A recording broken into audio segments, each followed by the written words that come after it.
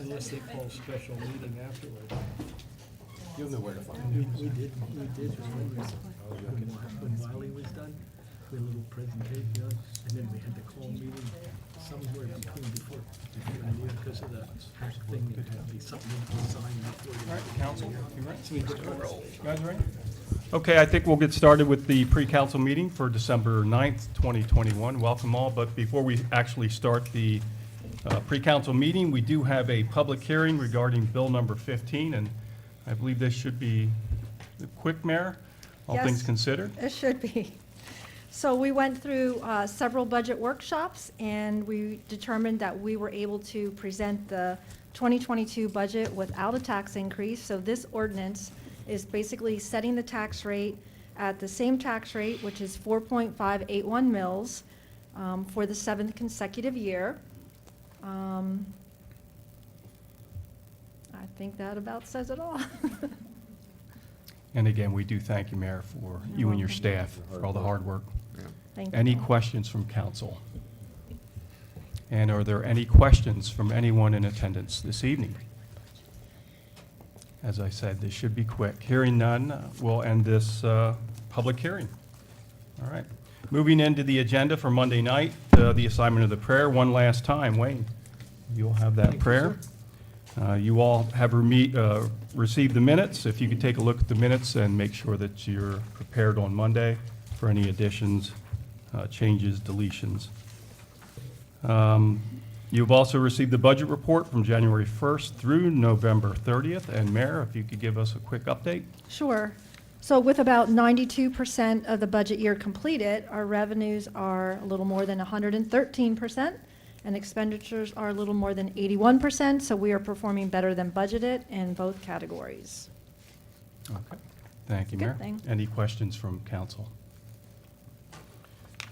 We have one item under communications on Monday night, and this is from the mayor, and it's for the reappointment of Robin Getz and Helen Westfall as delegate and alternate delegate, and this is for the Lebanon County Tax Collection Committee, and this is for a one-year term. And Mayor, if you could just give us a little bit of background, please. Sure. So the Lebanon County Tax Collection Committee was formed after the EIT fraud debacle occurred. We created a new committee, and Keystone became the contractor for the collection of earned income taxes in Lebanon County for all of the school districts and all of the local municipalities. So the Lebanon County Earned Income Tax Bureau officially ceased operations in January of 2009, and Keystone officially started collecting in October of 2008. So for a period of time, there was a Earned Income Tax Executive Committee and then a local tax collection committee that operated at the same time for a period of time until the Earned Income Tax Bureau kind of went by the wayside.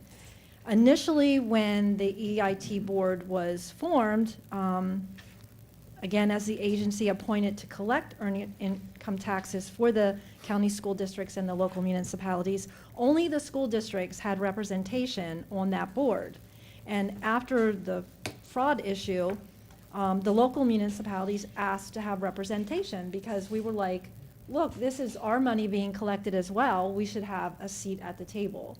So obviously, there's more local municipalities than the number of school districts in a school district's area.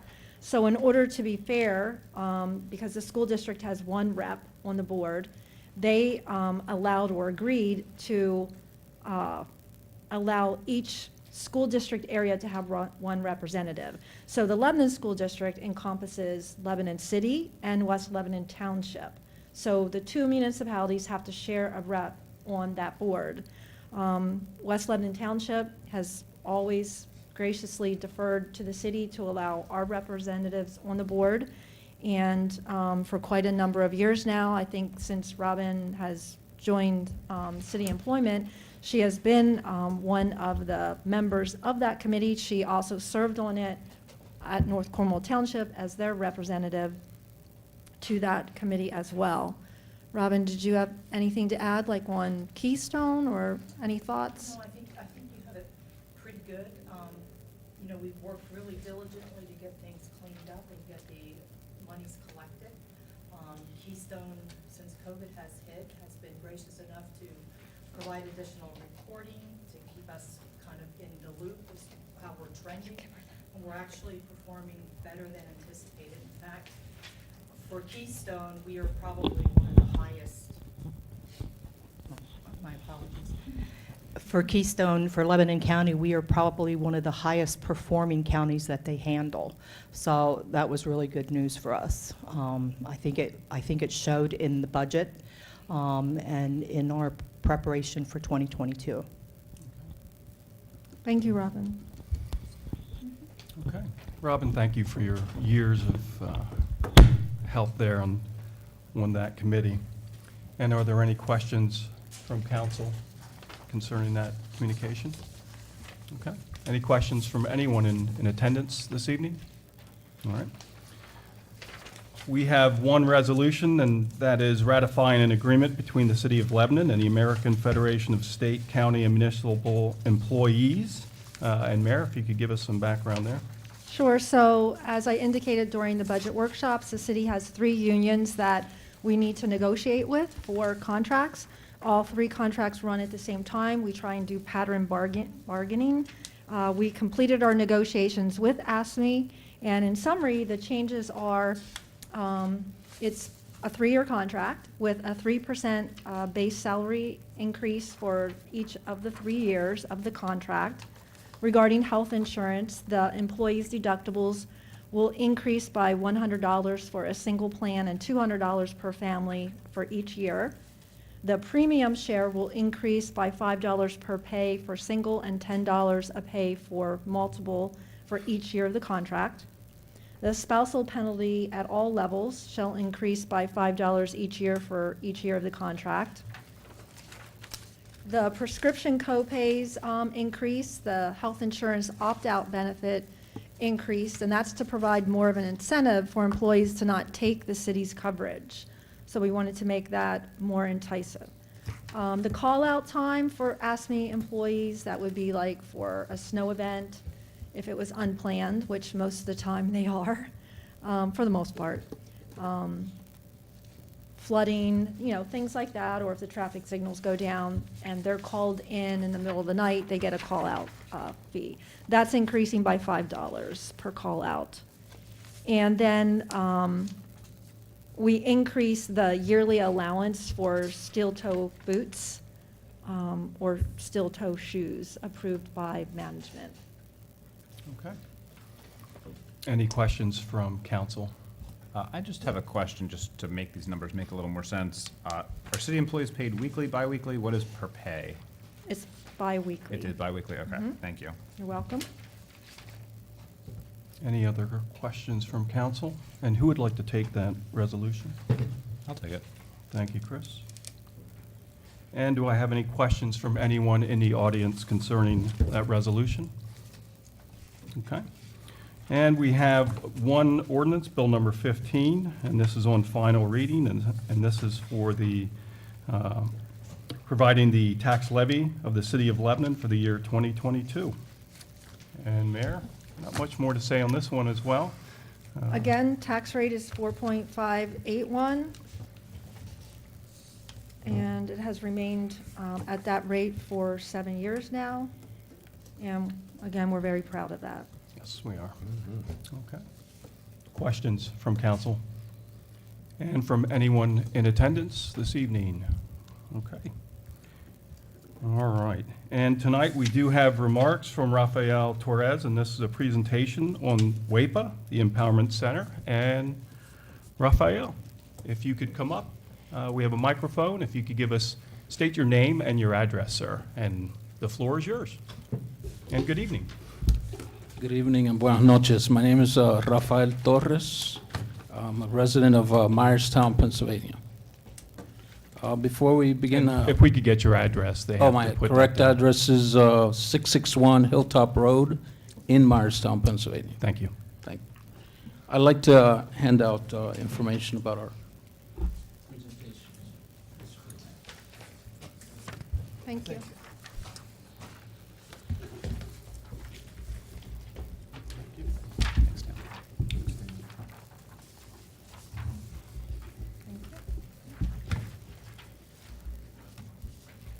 Good evening and buenas noches. Thank you, Mayor Capello and City Council, for the opportunity to share with you and the public what is WEPA.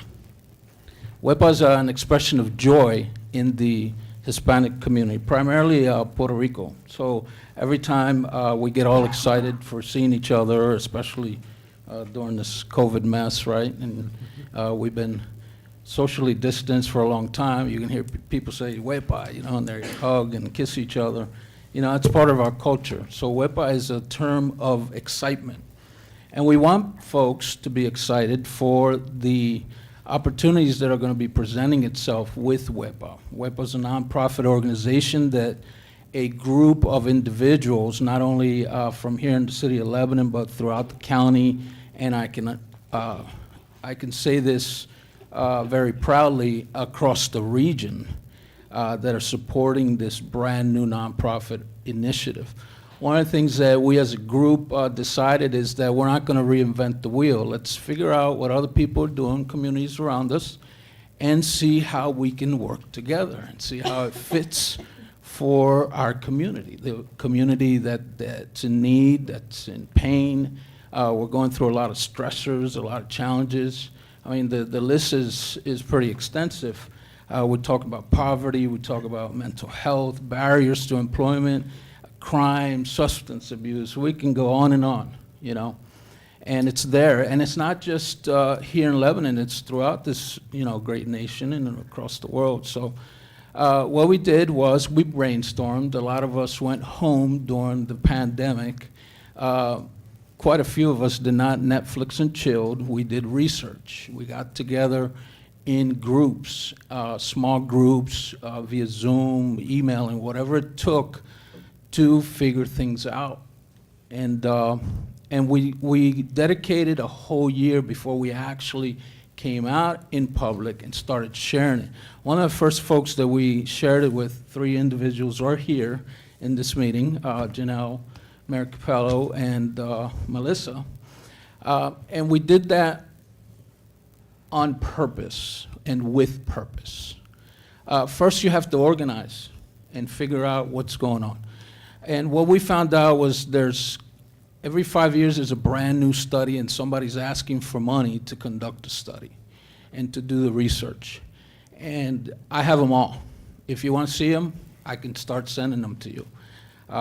They started in 1960 where they were already addressing, and they were visionary folks that were already talking about the challenges that was being presented here in the city because it was starting to change. They could see new folks coming in and just the landscape of how business was being conducted.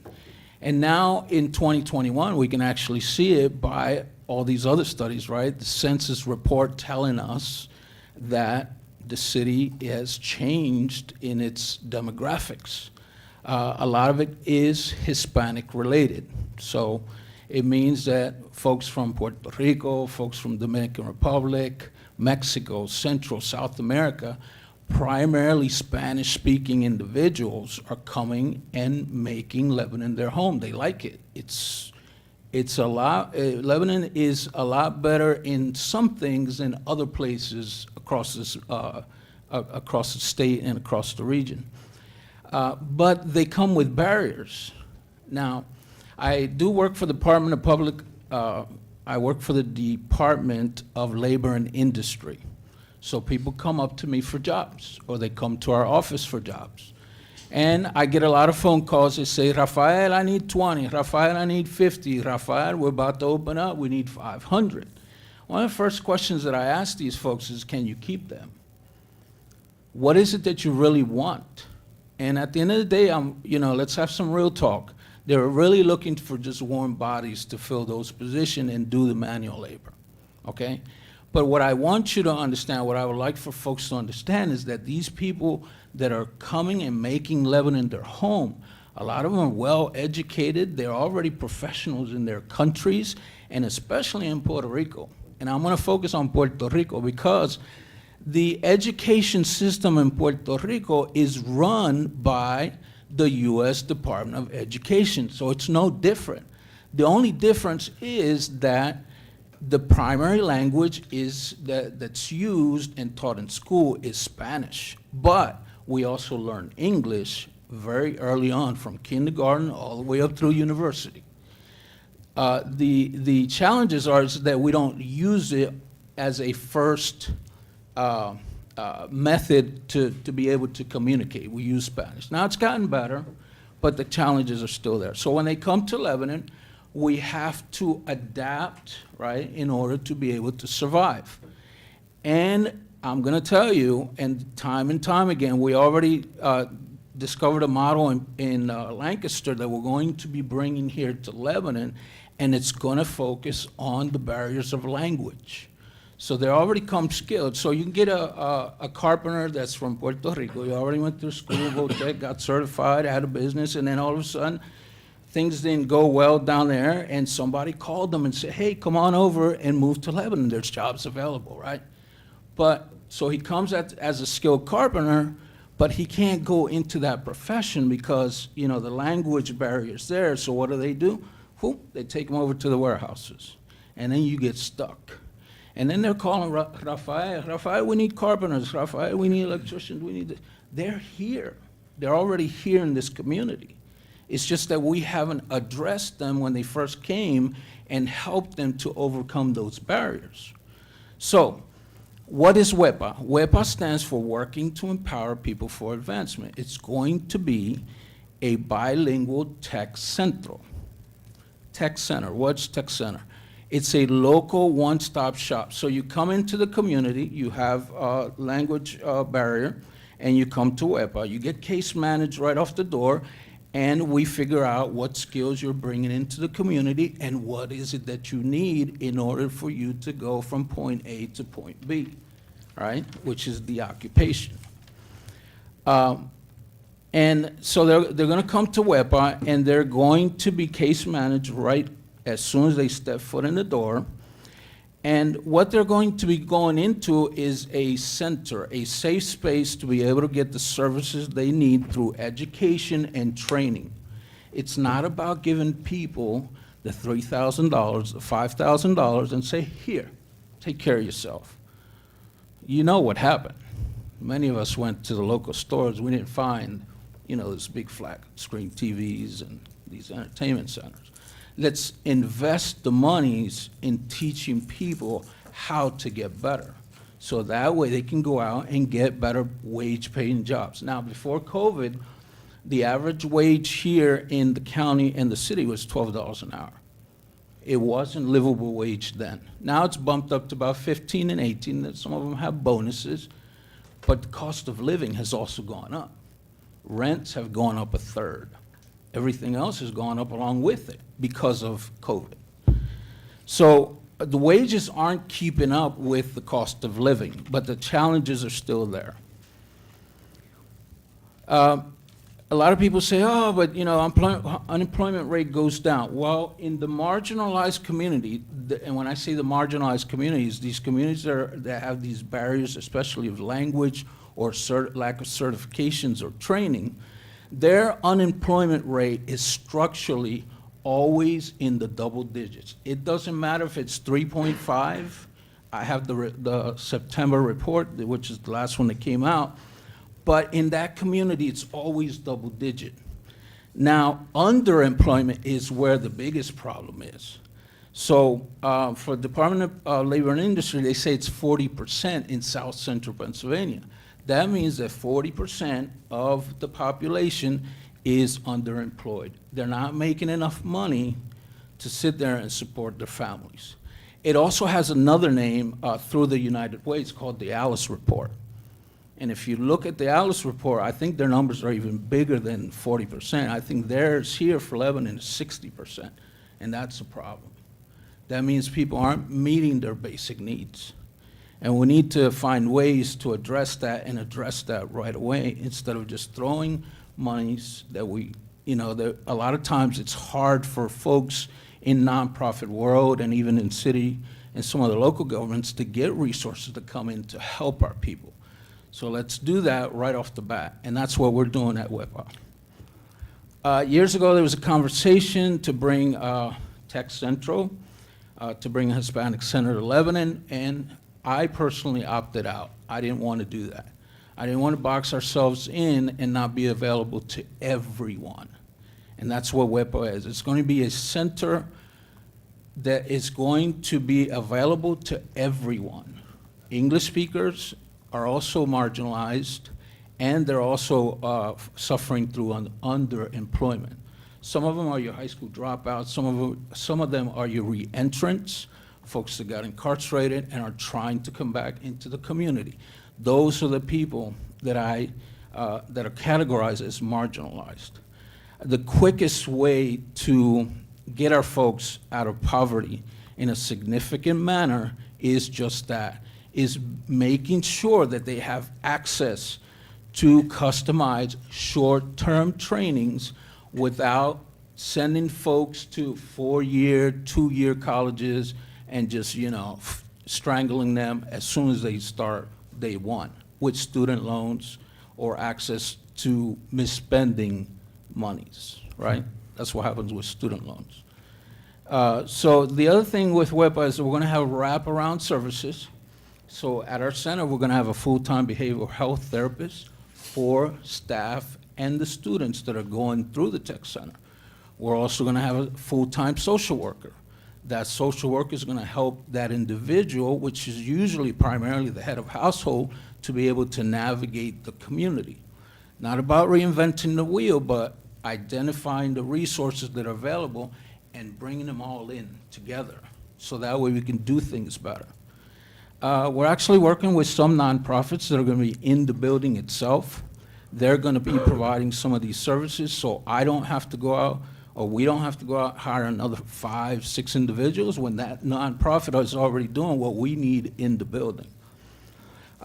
Tech Central from Lancaster has been available to Lebanon, has been available to our group to bring that model in. I was just there today, by the way. Spent 3 hours with the architects, Beers and Hoffman, that are coming in, and they're doing the designing of the school itself. So they went to the tech center. Next step is for next week, they're coming in and looking at the actual space here on 9th Street. Could you tell us about that, Rafael? The old You're- Elks. The old Elks? Yeah, Is it's that the what- old Elks building. Where do you stand with that? 9 South 9th Street.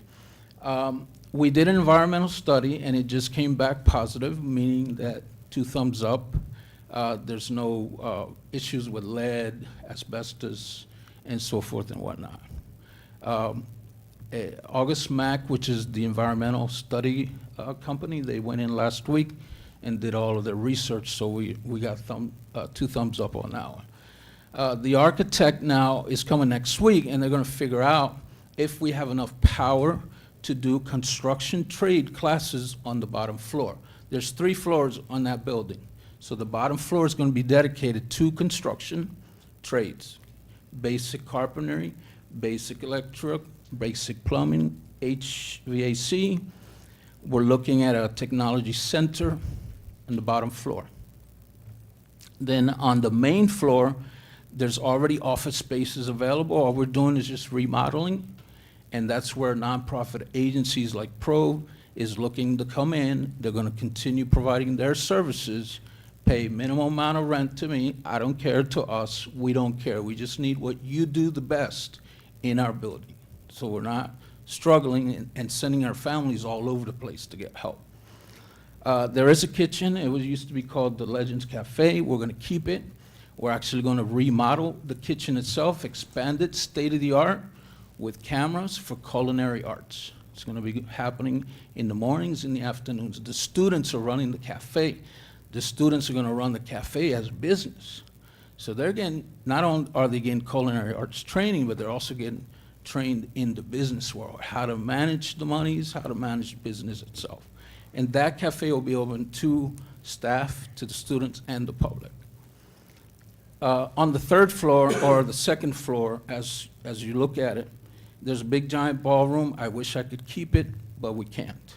We're actually going to split it into 2. We're going to build it up, and one side of it is going to be dedicated to medical fields, dental assistant, physician assistant, physician, office, dental, anything related to medical. It's all going to be up on one side of the floor on the second floor. The other side's going to have flex rooms for ESL, English classes, Spanish classes, whatever classes the community needs in order to get better, education-wise. It's one of the studies that Tech Center did, and the reason why we chose Tech Centro is because why reinvent the wheel? The folks in Lancaster started the center itself. They're in their 8th year of operation. Their completion rate is over 80%. That means 80% of the students that come through come out certified and trained. The study says that in the first 5 years, Tech Central's operation, they were able to place 903 individuals in sustainable income. Not minimum wage income. Sustainable income means income that you can support your family, pay rents, and have a little bit extra cash to go out and spend, in local businesses or whatever it is that you like. That amounted to $27 million in wages for Lancaster itself. And most individuals, when they stay with Tech Centro and they're in that model, when they're in that safe space, their income actually increases 40% if they're with the Tech Center for 4 months.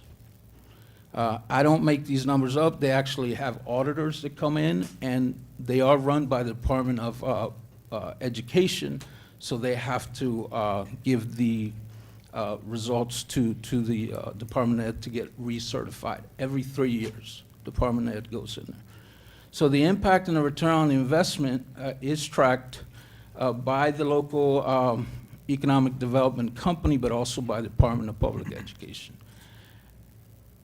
Tech Centro this year has actually expanded to a second location in the city of Lancaster. They also expanded to the city of Reading. It's called Tech Centro Berks, or Berks Tech Centro. They're already in negotiations to open a Tech Centro in the city of York in March. They are helping us here in Lebanon to get established. The typical students, like I said earlier, that go through the programs, are going to be available to unemployed and underemployed adults, the reentrants, the veterans that I serve. That's what I do during my day job, is I help the incarcerated veterans, the homeless veterans, the veterans who are especially disabled. That's who I'm assigned to in Lebanon County. And sometimes I find it hard to find spaces for them to do meaningful work that's not paying them less than $15 an hour, because that's what the government says that veterans have to be employed at that rate. And this is before COVID. But the challenges for them are still there. And then let's not even talk about what's going on with our high school students, who right now, some of these graduation rates here locally are not bueno at all. They're not good. There's a lot of out-of-school use. Somebody just recently asked me why these young adults are out of school. Well, when you come from separated families where it's typically mom trying to support, 2, 3 kids, sometimes 5 and 6, usually mothers, because I grew up in that same type of family, they look at the oldest child to support and help them. And a lot of the pressure goes on that oldest child to do what? To get a part-time job when they're able to get signed to do work. And the other pressure that they get is that they need to bring more money in. My mom signed me away at 17 to join the United States Marine Corps.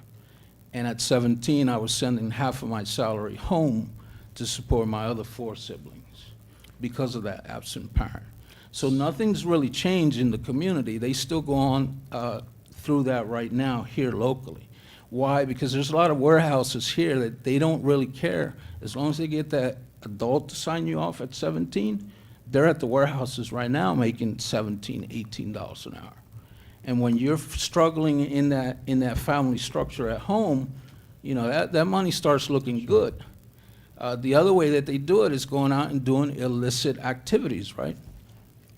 That's how they do it. So where, Raphael, where are you at right now with in your process with Tech Central? My And I'll invest, let council, if they have any questions as fine. well. the investors want to make sure that with the architect's blessings, saying that we can get enough power, enough, they also have to look at the water source, plumbing, because some of the classrooms are going to require that you have 3 sinks available to be able to do the programs in there, the kitchen, the medical wing. So they have to give us the blessing, then we'll present it to the investors, and they decide if they're going to run this, support this program.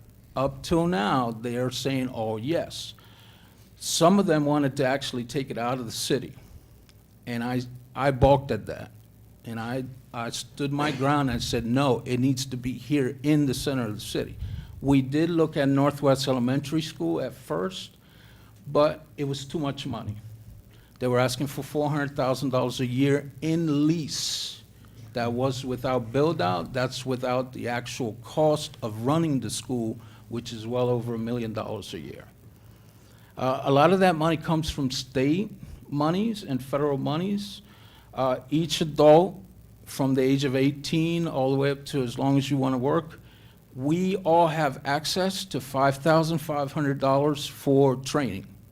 Every adult in Lebanon County, in a lifetime. So if you lose your job and you want to be a welder, because it's going to pay you good money, you can actually go to the Department of Labor and Industry, which is the American Job Center on Schneider Drive, and complete an application, and then just wait your turn to get access to those funds for you to get retrained. So there is money there for adults to do that.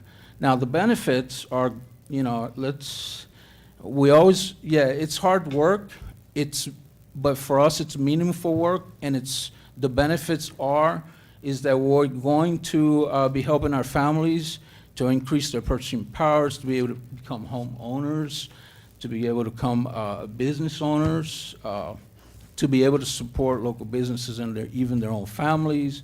Of course, I did have a conversation with county commissioners, and they also know the corporate tax growth. The tax base is going to increase. They also understand that a center like this will help reduce crime and risk of involvement in the criminal justice system.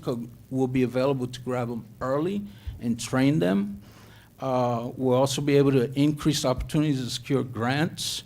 So as soon as we get our hands on the building and we can close in March, I'm telling you this, I've already been approached by many, many organizations that want to invest, not spend, but invest monies here in Lebanon, but to do what? It's not just to go out and give it out free nilly-willy, it's for them to get something in return, the return on investment.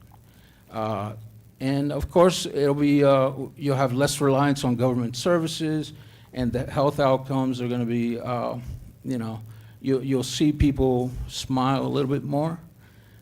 We need that in our lives.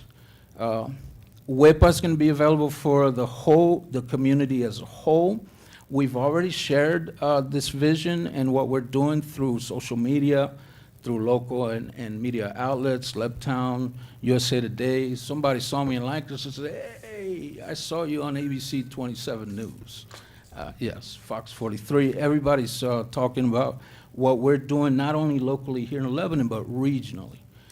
We want to be part of that Lebanon's growth and to help improve the core of the city. That's why you have folks here in the crowd that are supporting the vision. The support is broad. It goes regional, countywide, citywide. It's going to take the community to come together and make it happen, make it a reality. I can't do this by myself, even though I was voluntold or chosen to take the lead on this. We wanted WIPA. By who, Raphael? Oh, by many, many people. Dad's laughing. Yeah, many folks. And I'm talking about local politicians, the region. We're actually, and I'll share this. We're actually looking at the legislators in Lancaster are actually looking at making WEPA and Tech Central a state budget line item, and in June. And if we can get that, that's a game changer for the communities for the next Absolutely, yeah. 5, 10 years. And we're getting close.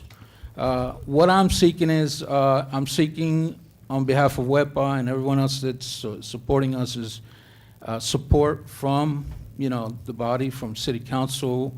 We already had it, privately with the mayor. We need to get it done. We are working hard and faithfully, and it's a labor of love, but we do want to make it happen for the community as a whole, not just for select folks, but everyone as a whole. All right. Council, any questions of Raphael? I just want to say thank you, Raphael. It's really interesting that the way that you use the word investors and people looking to get something back out of it, but also add to the community as well. And I think it's really important that you're part of the organization because you understand from many different angles the challenges that people in this community have, and you can advocate for them. Just out of curiosity, I'm assuming there are some investors that are private equity investors in this. Is that a correct statement, like personal private investors? Oh, yeah. Are they all local? Are they regional? Are they Well, it's, national? Like we're gonna have access to national dollars, Okay. just based on the name itself, WEPA. It is a military veteran who's Hispanic, who's founding the nonprofit. So there's a lot of access to national monies that way through a lot of the foundations. There is a lot of local support. And for me, the really coolest and neatest thing for me is that it's across the board. It crosses all lines. And when I'm talking about, religion, I'm talking about politics, I'm talking about, ethnic groups. There's only one race, by the way, it's the human race. And I have a side joke. I'm waiting for them. They're out there somewhere. But no, the human aspect. So it makes me very happy to know that. So if someone's going to sit here and say, oh, it's just the D's, no. It's the R's too, and the I's and everybody else. It's non-affiliated. So yeah, it's across the board, and that's the beauty of it there. Well, you should be very, very proud of how far you've come so far. This is impressive. Thank you. Any other questions? Yes, thank you for your presentation. It's very exciting. I know that, just like steps on a ladder, this has been a long climb just to where you're at now. And so I'm just asking, projecting, when could you see, in your wildest dreams, when could you see like the first class? September of 2022. It's ambitious. Well, somebody told me early on in this process, Rafael, go big or go home. That's going big. And so you have to goal set, and even if we don't actually start September 2022, I at least want us to be that much closer than what we was when we first started. So yes, September 2022, and I've said that from day one. Great. Absolutely, Mayor. Yeah, thank you so much for the presentation, great job. I just had a couple financial questions. So, one, do you have a written business plan? I do. I apologize, my That's fine. mic was off. Okay, and so you can project out for several years what you anticipate, like what you think the number of students would be that you could bring in the 5,500 from L&I, and about how many students you would need to like cover your operational costs and stuff? What's going to happen is that, remember when I said about not reinventing the wheel, we're actually hiring Saka, the founder of the Tech Central, to be consultants for us for the first year to ensure that success. They've already started working with us since March. you know, I know you're a numbers person, and numbers do matter, and you will have access to all those numbers. Okay. We meet every 2 weeks. Tomorrow's our bi-weekly meeting. So we've been meeting every 2 weeks, every second Friday faithfully since March, the budget and the site selection team. We have quite a few dynamic folks that are involved. They don't want to be on the board itself, but they have vested interest, and quite a few folks that are out here in the crowd are part of that.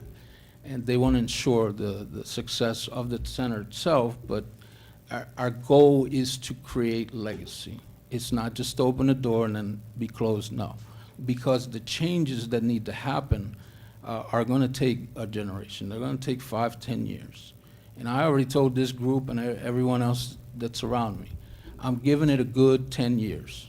And I already started in year number 1, so 9 years. And leave the systems in place. Leave it sustainable, leave it in good hands. My goal is to leave it to somebody like that young gentleman there, you know, when he's in his mid-20s, 30s, so that way it has continuum, you know, creating leaders, creating change, and being the change and the vision that we want to see. So just a couple quick more questions. So you work for the Department of Labor and Industry, and the money that you want to get, the $5,500 per student or per adult that may apply for it, would you be allowed to be involved in that because you work for LNI? Okay. I'm not going to be the director, by the way. And a lot of people have said that. But what's in it for you? No. I'm just the fire starter and the firekeeper. Okay? Okay. It's not about Rafael being the executive director. I'm looking at 5 years to retire from my state employment with full benefits and full medical. And it's about leaving, you know, the new leaders of this community to be the ones to take the lead. And did the state legislators give you any idea of how much money they were looking at possibly as a line item number? It's gonna be workforce development dollars for the region. Oh, The okay. region is, Lebanon is in that region. Lebanon, Berks, Lancaster, York, Dauphin County. It's usually the region. And I think they extend a little further west to Adams, Cumberland, yeah, that area.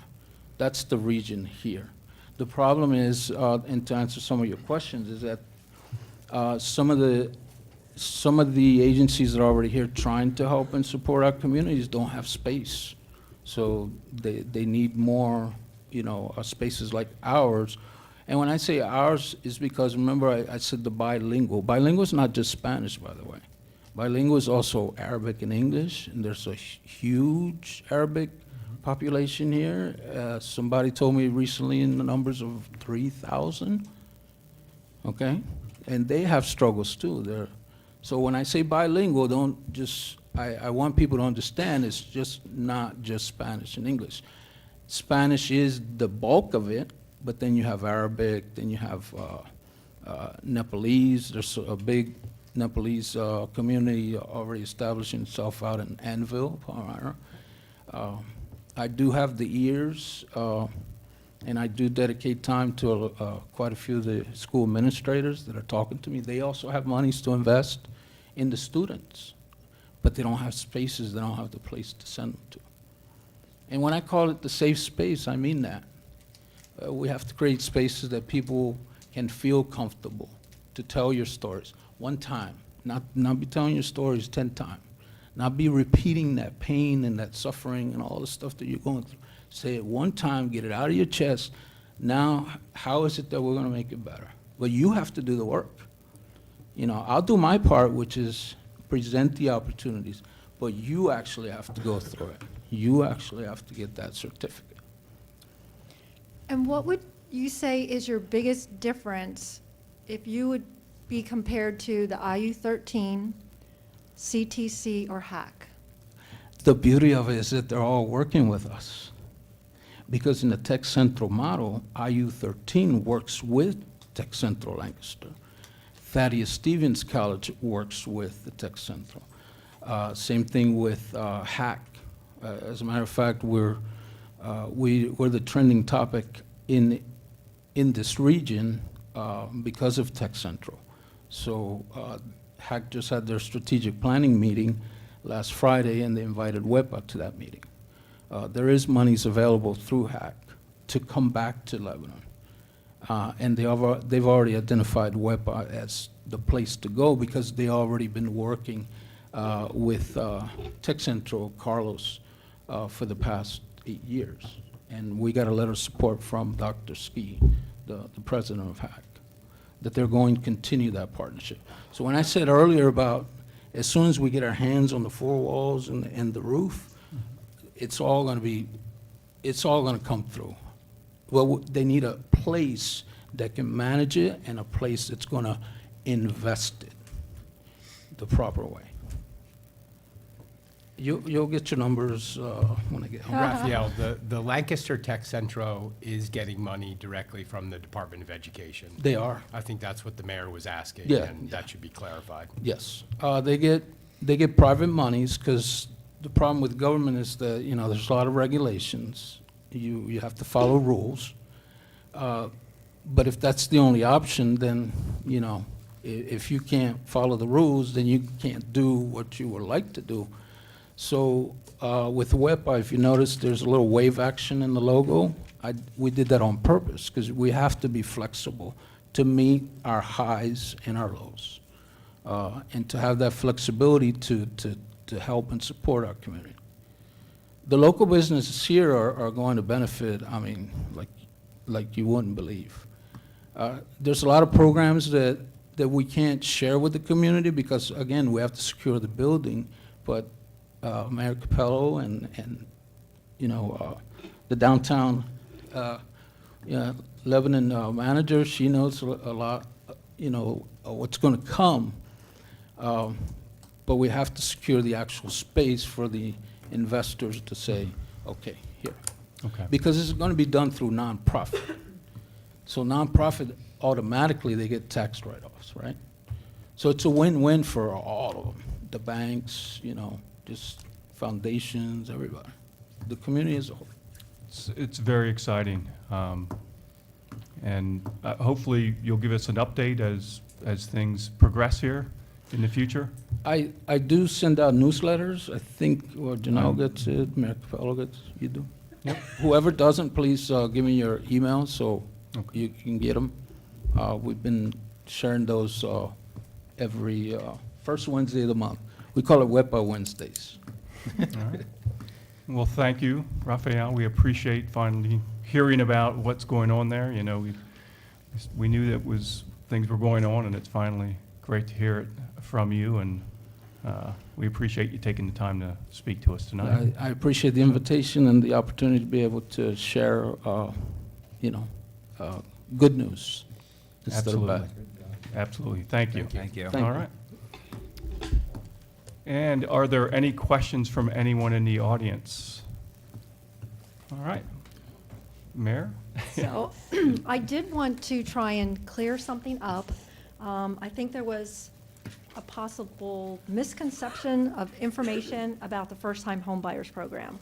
And I don't know if Janelle, you want to kind of, since I asked you to do some research, if you want to grab the mic and this is from our last council meeting, so we just kind of want to make sure that everyone's on the same page and that there's not inaccurate information out there.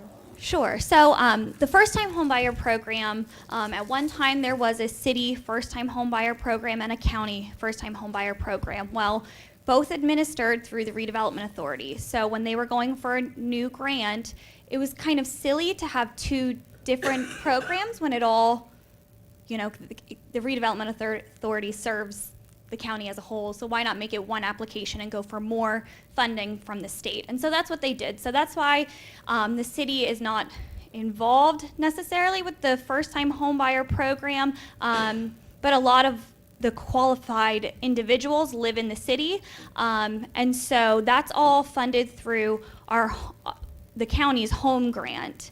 That is awarded from the state. In the last year, well, 2021, 3 city first-time home buyers were completed. They have, on the current grant, they have until, I believe, May of 2022 to wrap up this current grant, and then they're going to apply for another. But so when we were rebudgeting our CDBG funds, I think there was Last month at the council meeting. I think there was some confusion that the money that people weren't going through the programs, that money wasn't being used for first-time home buyer. So we go through and do the county's program, or at one time the city's program with the home money, not the CDBG money. We only use CDBG money for first-time home buyers if we don't have a home grant. Home grants, it's a different program, so there's different qualifications and rules, but our home money, you typically have a 3-year time period to use that money, and that money is specifically for either first-time home buyer or rehab. And so that's why we use that money first before we would use CDBG money, because CDBG money can be applied to other things like street improvements. And then we have our full rehab program, which is funded through home as well, through the state. And so, again, we have CDBG money that we use for emergency rehabs like roofs, heating systems, things like that are emergency. But then we have state money that are for the bigger full rehab projects that are the larger costs. That could be, anywhere from $40,000 to maybe $60,000. I don't know, in rehab projects. So that's where we wanted to explain that it wasn't that people weren't going through our programs or the county's programs. It's just a different source of funding, and we have a time frame to use our CDBG money as well. And so when it sits there, because we're using different pots of money, we have to rebudget it because we have to meet our guidelines with the federal government, with HUD, as far as timeliness, and then our time frame for the grant itself. So that's why we rebudget it, but we still have people going through all of those programs quite frequently. Our emergency rehab, we've had 4 that went through in 2021, and then for our full rehab, we have 2, and we're hoping to finish out and have a 3rd person meet all the qualifications by the end of this year. One of the things that may, have raised the red flag is with, since COVID and how the housing market is, the prices have really skyrocketed. And not only in the city of Lebanon, but all over. And so part of the concern is that it's based on your, average annual income, plus you have to get the market value of what that home is that you would like to purchase. And when the market is up here, but yet your appraisal could be a little less than that, that right now, just right now, is making it a little bit more difficult or perhaps, a little frustrating. Yeah. But up until that point, it was riding along pretty smoothly. And the income eligibility isn't determined by us. A lot of the red tape, as people say, is in our requirements. It's federal government, state government requirements that we have to meet. Another point that has kind of hurt us, so while the market is what it is right now, also in 2021, our income requirements actually went up. So it makes it harder for people to qualify for it. The income, it changed, not in our favor.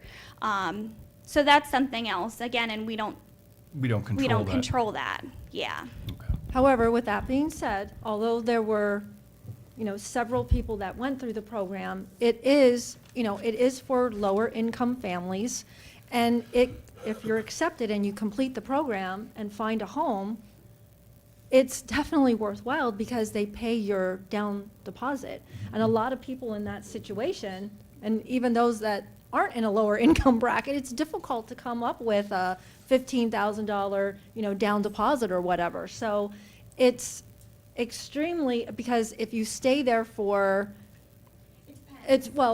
You have to stay there for a minimum, it has to be owner occupied, and then when you sell the property, so if you, after 20 years, decide you want to go to a bigger home, or you have a better paying job and want to, move to a different area, hopefully in the city, when you sell it, that's when you would pay back the monies. So it's huge to getting owner occupied housing. Yeah. So- Doesn't it go away after a certain period of time too? Not this one. Okay. And those always depend based off how much money you get. That's our rehab program, and Okay. that'll depend on how much work has been done, how long you stay there, things like that.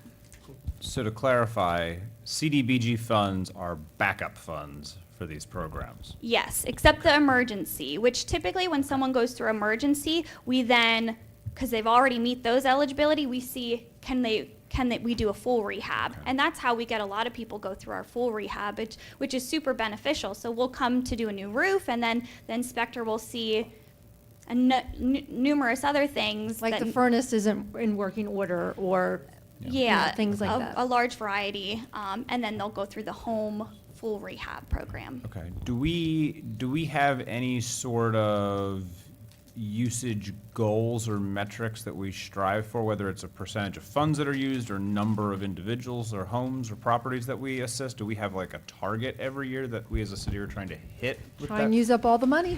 Okay, and I guess the Yeah. question is like, do we? We do. So that's Okay. when I report on our CAPER, which will be coming up shortly. So each year in our CDBG annual action plan, and also in our CAPER, our annual action plan sets the goals. So this year, our goal is to have 3 people go through this program.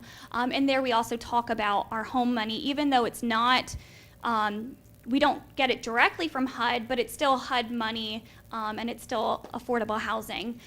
So we talk about that in there, and also our 5-year consolidated plan. That's where we set our goals for the next 5 years, and then our annual plan set the goals for each year. And then when I present the CAPER in about 2 months, you'll hear the conclusion of, okay, this was our goal, and this is what we accomplished. Awesome. I think that answers a lot of questions that we might have had. Any questions from council? Any questions from anyone in attendance this Thank you, evening? Janelle. Alistair? Alistair, yeah, 300 South Lincoln Avenue. So the first, so you said approximately 6 people have already benefited from the program this year. You're thinking a third one will come from the other, so 7 total? So 3 people went through the first-time homebuyer program, county in the city. So I'm not sure exactly how many in the county as a whole, but out of the cities who they went through, 3 first-time homebuyers in the city. And then for our emergency rehab, we had 4. So that's like roof, furnace, things like that. And then for our full rehab, we've had 2 completed, and we're looking to finish a third. Settle on a third, make sure they're qualified by the end of this year. So then the work would be completed early next year. And how many people applied for this program this past year? I don't have the numbers of that. I can talk, so it's administered by the Redevelopment Authority. I'm happy to get those, and when I put together my end of the year report, I get that information from Jody. So I'm happy to get that information to you then. Yeah. Hey, when is the last time that program actually ran out of ran out of money in a year? Well, we make sure that doesn't happen by reapplying before we run out of the dollars. So When's the we last have a time you 3. reapplied? So for the full rehab program, we applied in 2020. We concluded a grant prior to that in July 2020, and we picked up our new grant right after that. And that's super important too, because we get program income. So say someone moves and they were a first-time home buyer who went through the city's program, and now they have to pay that money back.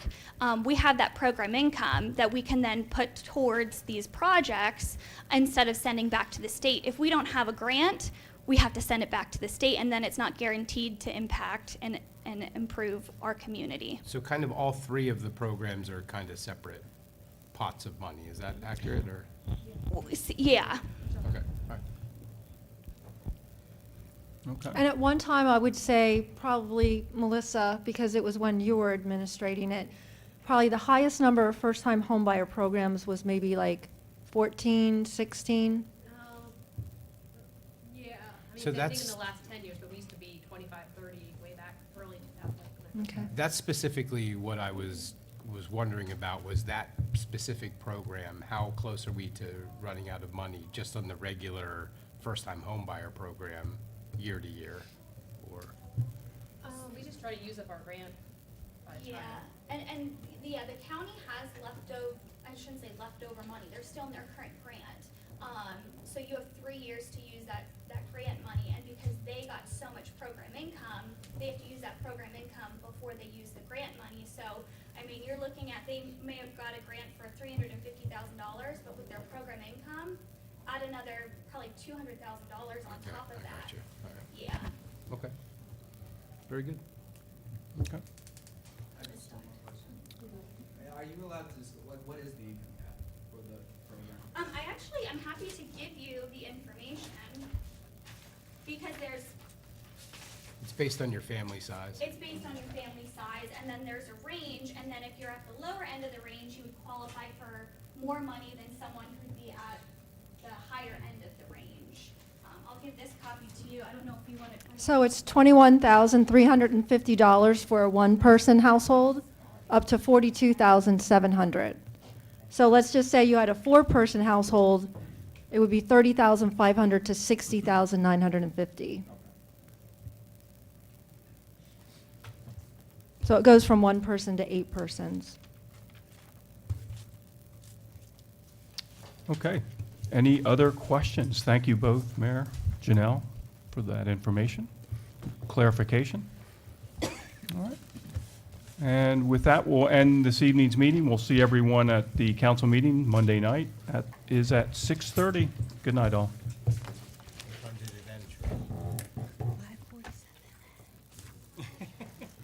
Are you taking these off, Cheryl? What's that?